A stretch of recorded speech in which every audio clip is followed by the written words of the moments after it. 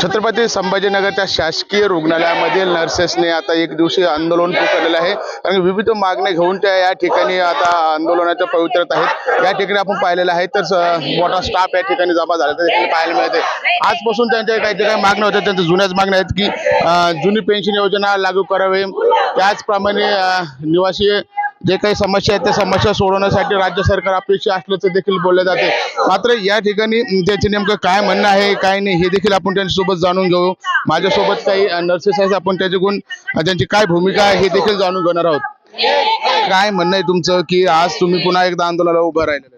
इंदुमती थोरात, राज्याध्यक्ष, Maharashtra government nurses federation.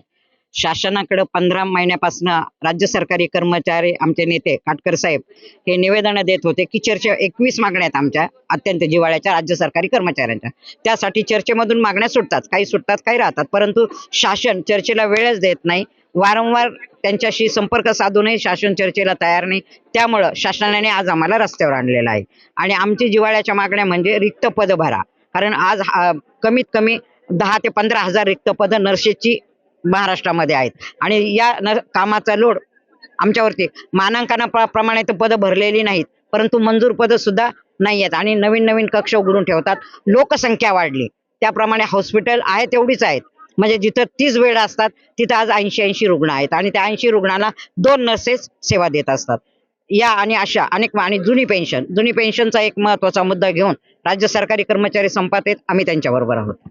नक्कीच hospital वाढलेले आहेत, बेड वाढले, मात्र स्टाफ मात्र वाढलेला नाही। स्टाफ वर्षानुवर्ष आम्ही सरकारला निवेदन देतो आणि चर्चा देखील करावी अशी आमची इच्छा असते, पण रिक्त पदांवर सरकार लवकर बोलत नाही, प्रमोशन्सवर बोलत नाही आणि 10,000 किंवा हजारोनी रिक्त पदं जर महाराष्ट्रभरामध्ये आहे तर ही पण एक रुग्णसेवेची हेळसांडच आपण म्हणू शकतो। तर त्यामुळे नाईलाज असतो आम्हाला आज रस्त्यावर उतरावं लागतं। याचा थेट परिणाम रुग्णावर बी होईल ना, त्यासाठी काही केलंय का? रुग्णांवरती याचा परिणाम होईल हे नक्कीच, परंतु हा संप शासनाने आमच्यावर लादलेला आहे। आम्ही संप करण्यास स्वतः इच्छुक नव्हतो। शासनाने जर वेळोवेळी आम्ही चर्चेसाठी वेळ मागितला, ती वेळ जर आम्हाला वेळेवर मिळाली असती तर कदाचित आज संपात उतरायची गरज ही पडली नसती। काय वाटतं, वेळोवेळी तुम्ही आंदोलन करतात, अनेक आंदोलन झाले, मात्र सरकार कुठे तुमच्याकडे गांभीर्याने घेताना आपल्याला दिसून येत?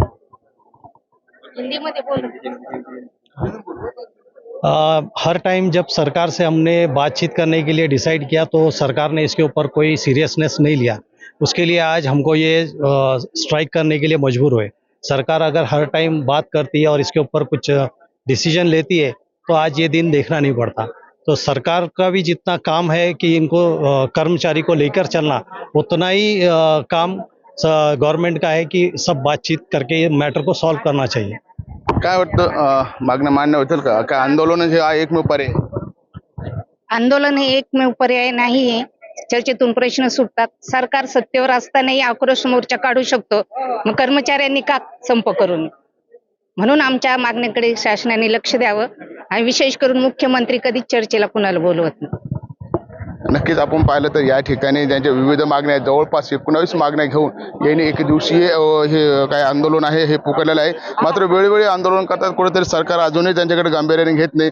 त्यामुळं संध्याकाळपर्यंत वेळ आहे, संध्याकाळच्या नंतर ते पुढची दिशा जे काय आहे ते ठरवणार असल्याचे देखील वक्तव्य संघटनेतर्फे करण्यात आलेले आहे। संजय आहेर, LS मराठी, छत्रपती संभाजीनगर।